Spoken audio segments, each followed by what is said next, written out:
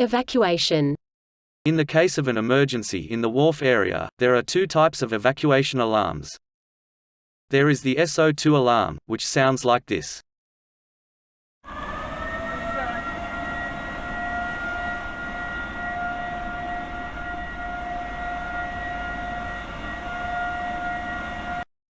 The SO2 alarm may be accompanied by a blue flashing light. This alarm means there are sulfur dioxide emissions from roast. In this instance, you will need to evacuate to an internal area in the Wharf offices, or outpost. The second alarm you may hear will sound in the event of a department evacuation. This sounds like.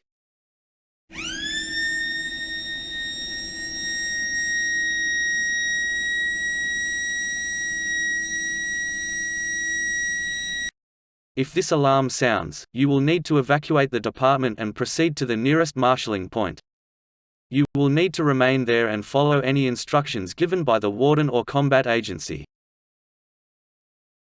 The current Wharf evacuation marshalling point, to the south of the Wharf area, is pictured here. We have now reached the end of the Wharf induction. Before we begin the assessment, please remember these final points. Be sure to know who your Nearstar representative is before you start work. Conduct pre-starts before you start any task on site. There is no unauthorized entry to the Wharf apron, or the concentrate shed. And also be vigilant of heavy moving machinery. As mentioned before, you'll also need to complete the separate Department of Agriculture Biosecurity Training module.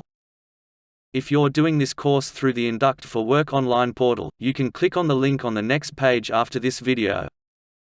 If you're doing this through Nearstar's internal network, you'll need to copy and paste the link from the first assessment question below this video, into a new browser window.